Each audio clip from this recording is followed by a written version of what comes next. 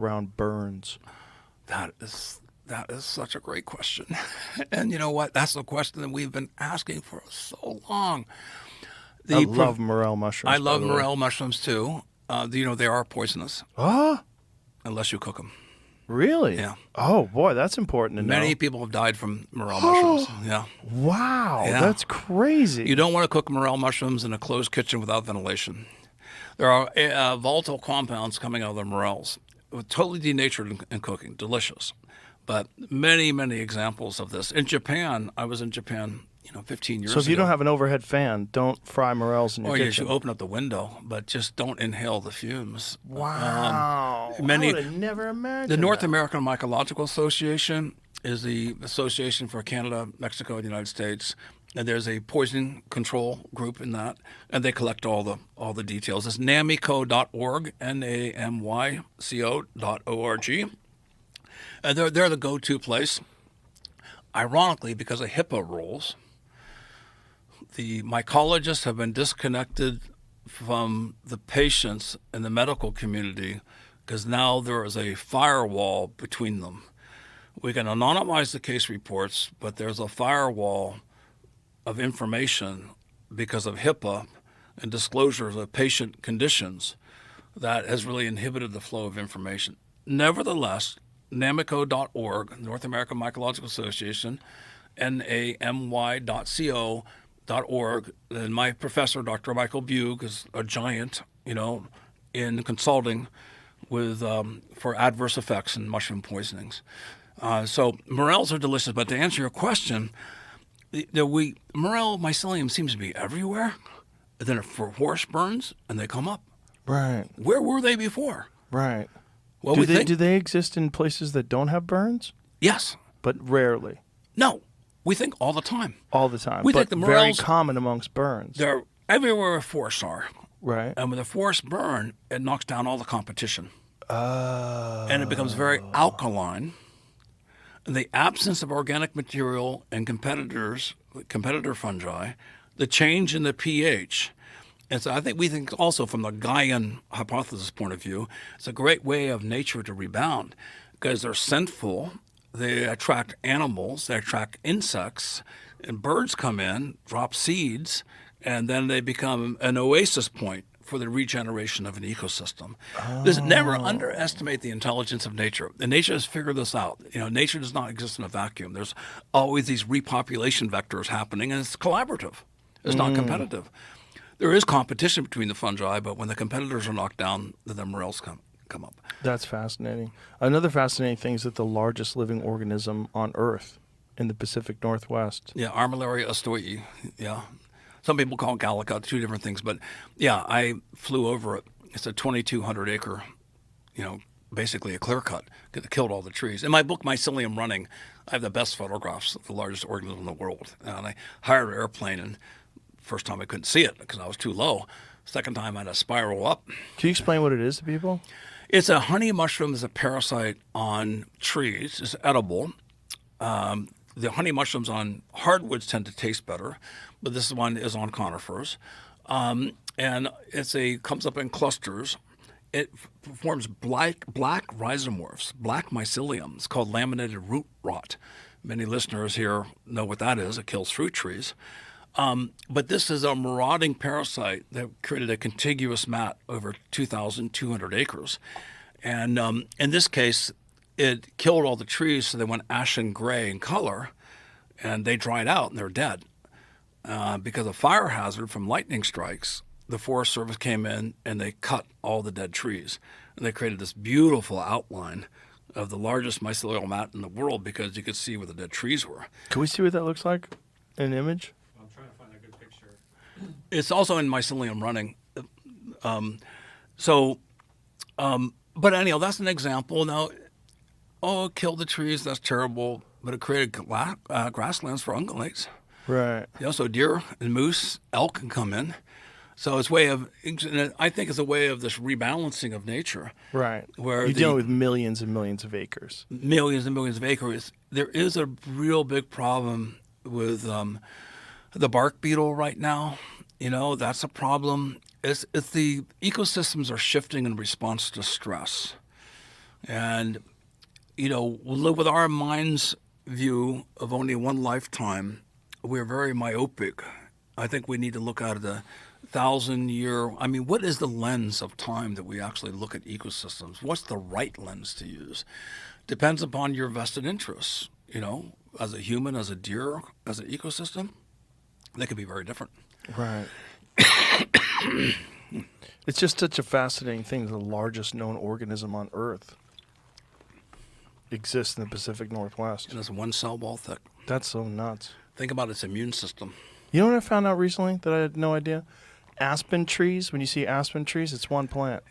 Yeah, it's one contiguous thing. They're the two competitors for that title, by the way. Isn't that nuts? Yeah, they're the two competitors. When you see these, I always thought when you see aspen forests that it's a bunch of different individual aspen trees. Right. Nope. No, there's all sorts of amazing discoveries. Here's one that blows my mind, and I had to write it down because it's a new species. There is a fungus that's related to ergot. It's in the Clavicipitaceae, and it was found by a student at Western Virginia University. It is in morning glory seeds that produces LSD. Well, Terrence talked about that. No, this is before Terrence. No. Terrence talked about Terrence morning talked glory. about morning glory seeds and having psychedelic experiences. It turns out it's a symbiotic fungus that's growing in there, and it's called Paraglandula clandestina. And don't What they, a great name, clandestina, the clandestine. Don't they do something to commercial morning glory seeds to make sure that people don't trip on them? I don't know. I think they do. I think that's another thing that Terrence was talking about, how gross it was that they alter morning glory seeds because they knew that people were using them for psychedelics. Well, if they sterilized them or used a fungicide, that would make sense. Yeah. But a graduate student, need to give her credit, is at Western Virginia University, Corinne Hazel, Here and it is. Daniel Jimmy's got it. Panio. Yes. There it is. Look how young she is. Very young. She made a discovery heretofore unknown to science, and not only it produces these LSD compounds, it is a symbiotic fungus helping the morning glory survive. Amazing. Think about every young person out there. The field of mycology is underfunded, understudied, underreported, underutilized. This is a fantastic treasure trove of new potential discoveries.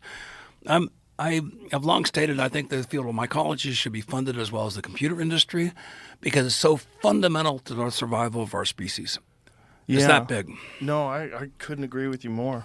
Did you're aware of Brian Murarescu, right? Mm-hmm. Yep. That was one of the more fascinating things that they found in those when they studied those vases Mm-hmm. that they found ergot in them. Yeah. From the Eleusinian Mysteries. Has Brian tripped yet? I don't know. You have to ask him. I love it when scientists and researchers don't admit that they've tripped. But I don't know if it's a non-admission. I think in his case, he wanted to be objective, so he wanted to study these things without being. He's worried about being labeled as someone who's promoting them because they like it. Well, an extreme example, but it has some merit. I mean, would you rather be taught by an airline pilot that has experience or someone who just read a book? Yeah. So the late Roland Griffiths, he's a dear friend, Johns Hopkins. He is credited as being the big pioneer for psilocybin in medical research. And when I asked him, have you tripped on psilocybin? That was when I was at his house in the backyard. I said, he just smiled. He said, I'm not going to answer that question. Well, then after he died, I met some of his friends. And he goes, oh, yeah, Roland tripped. But he didn't want to tell anyone because for the fear that he could lose his objectivity or be criticized. Yeah. Rick Strassman had an interesting perspective on that, too. When I first met him, he was very reluctant to talk about DMT experiences that he had personally because he had run those FDA studies that were documented in DMT, the Spirit Molecule, the book. He was very reticent to talk about it, and then he sort of came out of the closet on that. Fully. And then when I asked Roland's friends, well, where did he like to trip? Because you're in a hospital environment with all these doctors and, your stress levels go up just being in a hospital environment. And he said, well, Roland's favorite place to trip was on a mountaintop with 3 friends with a beautiful view and a fire. Perfect. what's the quality of experience? Now, again, this is for healthy normals, not people who need to have medical assistance, but there's some very good psychotherapists out there and psychonauts in the psychedelic assisted therapy movement. The California Institute for Integrative Studies, CIIS, I think .org or .eu, has a program training psychedelic therapists. You don't have to be a physician to be able to hold someone's hand to have a guided experience. Now, there's a lot of charlatans out there. That's a problem, right? Be warned, folks. There's a lot of problems. That is a problem. But there are some excellent therapists out there. And for many people who can't get into a clinical study, be careful. Consult a qualified medical practitioner. I'm going to put that on the record.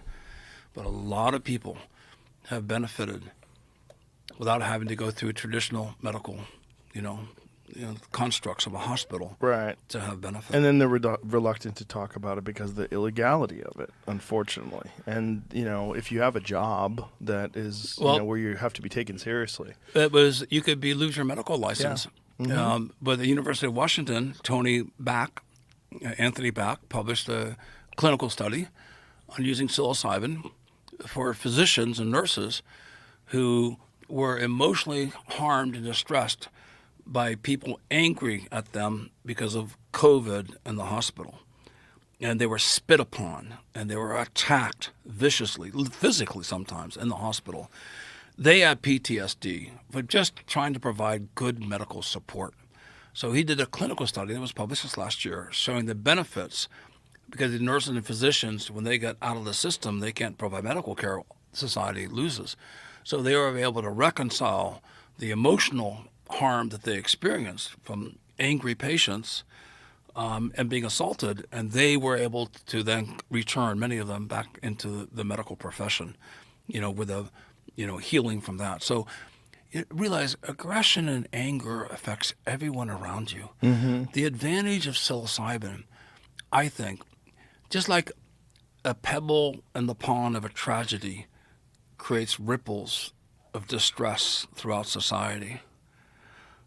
When someone who is highly adversely affected, angry and violent and all these antisocial behaviors, when they suddenly switch just like that, it's a pebble in the pond of positivity.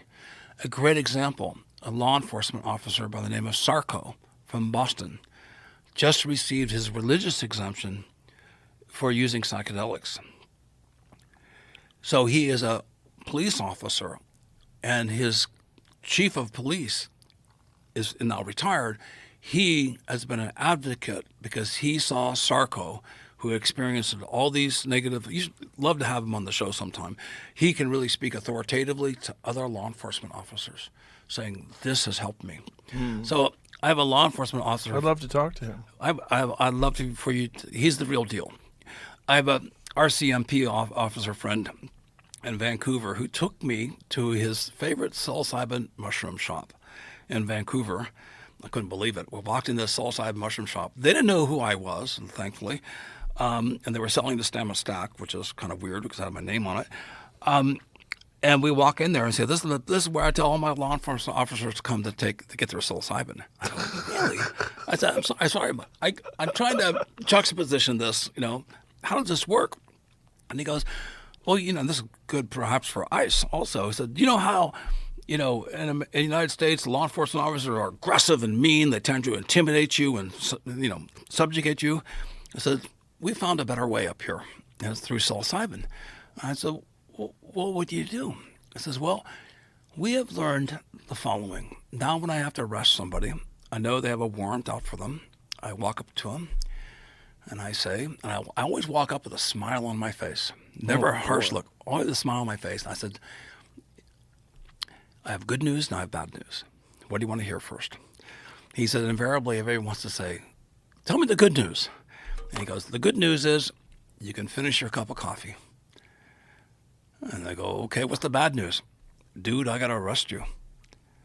And he goes, the amount of cooperation and the reduction of the threat level for the safety of the law enforcement and the cooperation that they get in the squad car when these people that are just shooting the shit with law enforcement officers. I know you're doing your job, but wow, thank you for being so nice arresting me. You know?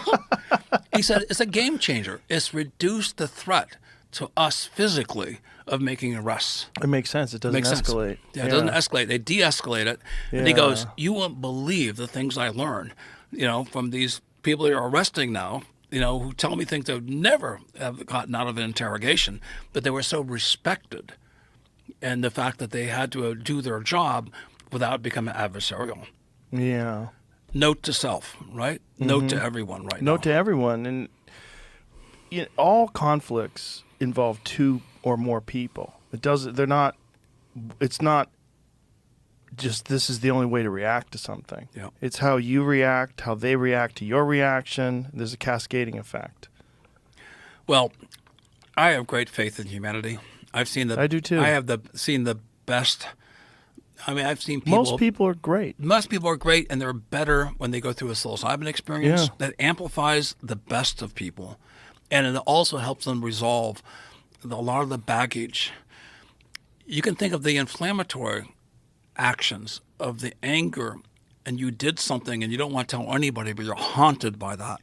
Yeah. You inadvertently harmed somebody and you went off the deep end, you harmed somebody else.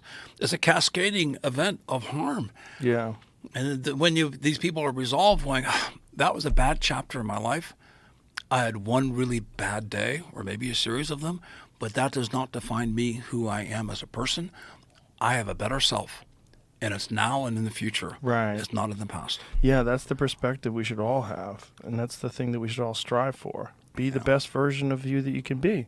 Yep. And we've all made terrible mistakes in the past, but the idea is to have learned from them and to be a better person because of that. Well, the medical community has come together on this, on psychedelics. The law enforcement community has come together. It's positive. It's positive. We're in a positive direction. I had my interview by the DEA, and I thought they were the boogeyman in the 70s for good reason, by the way. But I shouldn't say that. But I went through my background check, and the DEA has such a sense of humor. I said, okay, Paul, you come out clean. You don't have a record. Everything is fine. But we have to talk to you about something that happened in 1994 in Des Moines, Washington. Really? Yeah. I'm going, what happened in 1994 in Des Moines, Washington? He said, are you sure you don't remember? And they're role-playing here. I didn't know it at the time. I go, no, I don't remember. I wonder if sometimes people just confess to something because they're fishing. I said, I have no clue. He goes, are you sure? This is your official response. You don't remember. I said, no, I don't remember. He says, didn't you get a speeding ticket? And I said, I paid that. It was from those machines. It was from a camera. I know I paid it. I could dig up the receipt. It was like $35. And they just roared with laughter. They're just fucking with you. They're fucking with me. What they told me is that we don't know shit about mushrooms or psilocybin. We're an enforcement agency. Many of us don't agree with us. Change the law. We want to go after syndicates. Yeah. We want to go after fentanyl. Right. We want to go after these These things that are not beneficial in any way, right. shape, or form. So we don't want to hurt the source that is healing us. Right. But they won't fuck around when it comes to money transactions. Right.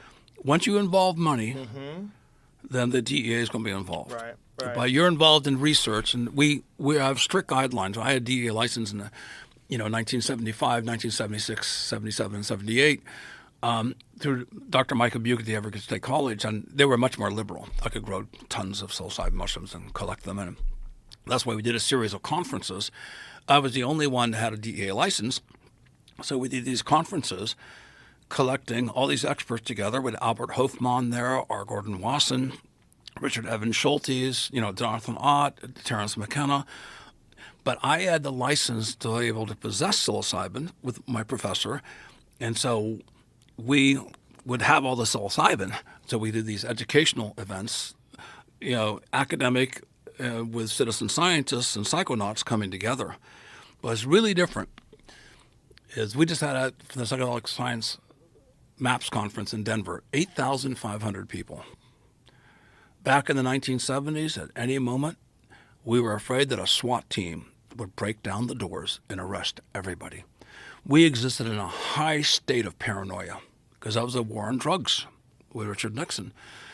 And now it's totally different. Now you have law enforcement officers. You have Rick Perry. You have all these in New Mexico. They legalized the prescription of psilocybin. Mm-hmm. This is a citizens' movement. It's a democratic movement for the freedom of consciousness, and everyone should have a right to be able to practice. And where do you draw individual use from religious use? Psilocybin mushrooms are very important for my own personal religion. I feel that this is central to my religious belief. So I think this is where the government needs to back off. If you're using it for your spiritual development, whether you're Buddhist or Christian or Islamic, or Judaic, this informs your spirituality, reduces crime, it reduces harm, reduces, potential for violence. This is a game changer. I think we're in the psilocybin revolution, and psilocybin mushrooms are fundamentally different than MDMA and ibogaine, just because ibogaine's so long and there's heart issues. I just think this is a medicine for our times that can make a paradigm shift for a better society. I couldn't agree more. That's a good way to end this. Thank you, Paul. Hold your book up there, because this is the latest of 8 books that you've written. Yeah, psilocybin mushrooms in their natural habitats. Paul, you're a gem. You really are. You're such an important person. And I think through the conversations that you and I have had, and then you've had on many other podcasts as well, millions and millions of people have gotten to understand what this is really all about. And I think your role in educating people is enormous. But let's be very careful with that. I'm a one knowledge keeper, literally in a string of knowledge keepers. Yes. So many people have died, been harmed, and indigenous people. I am carrying the torch, and I want to pass this torch with pride, with dignity, with respect, with kindness, with positivity to the next generation. The next generation needs to be empowered with this, and they can do an excellent job knowing what's happened in the past and foretelling what we could be in the future, the best of the best. I think you're doing just that. So thank you. I appreciate you very much, brother. Thank you. Thank you. All right. Bye, everybody.